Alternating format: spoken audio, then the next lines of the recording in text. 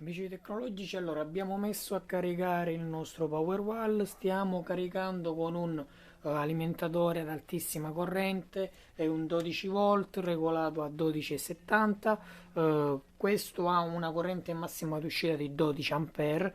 Attualmente abbiamo una corrente di carica in uscita dal nostro alimentatore di 7,86 ampere. 7,85 in questo momento, man mano andrà a diminuire e i nostri pacchi batterie andranno a bilanciarsi e a ricaricarsi. E il tutto, come abbiamo detto, grazie anche alla nostra BMS, che è la centralina che è qui. Attualmente non riscalda in una maniera più che assoluta, perché infatti sono solo 7 ampere, perciò niente di eccezionale. Ci aggiorniamo tra qualche oretta quando il tutto è carico al massimo. Ciao. E allora, dopo un paio di minuti siamo scesi a 6,85 ampere, che è la corrente attuale di carica. I nostri pacchi batterie nei volmetri ci indicano dei valori più alti, 4,19, 4,15 e 4,16. Attendiamo la fine della ricarica per poi andare a fare le varie misurazioni sulle nostre pacche batterie. Stiamo continuando la fase di ricarica, come vedi 4,17, 4,15, 4,20 e l'ultimo. Vediamo se riusciamo a inquadrare anche l'ultimo. Ok, 4,20 e questo. Il nostro alimentatore mantiene una temperatura non troppo alta, andiamo a misurare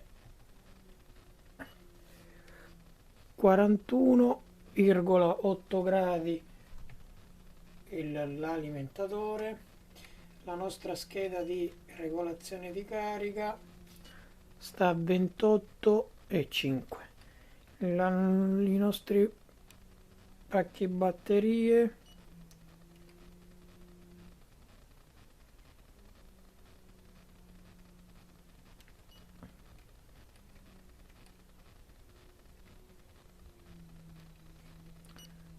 ventotto e 5,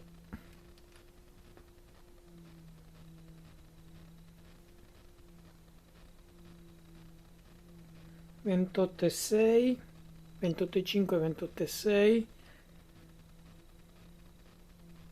questo 29 e 2. Ovviamente io sto prendendo come punto di riferimento la temperatura di una cella, 28 e 9. Niente, facciamo caricare il tutto e vediamo l'amperaggio attuale di carica è 6,09. Siamo partiti da circa 8 ampere per arrivare ora a circa 6 ampere, perciò già è sceso in automatico di 9 ampere.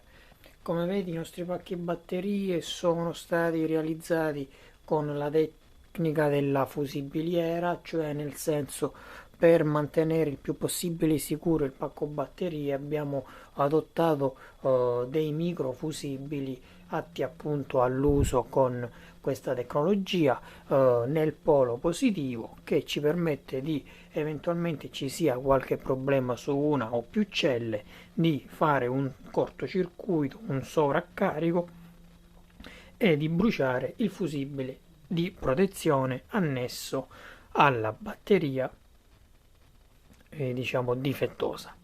I fusibili li abbiamo anche in vendita sul nostro e-commerce, potrai richiederci una quotazione, diciamo, per quanto riguarda i pacchi batterie, cioè le celle, i socket, le piastre, i fusibili, la cavetteria. Questa è la cavetteria di interconnessione, come vedi ci sono i connettori con foro, poi con il dado interno per bloccaggio.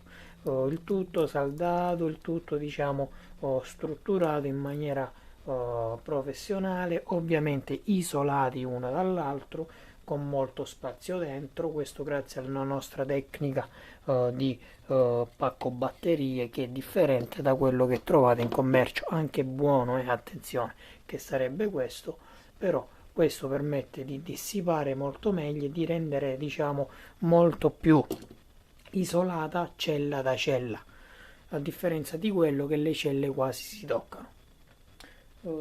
Niente, restiamo ancora in attesa, facciamo finire tutta la carica.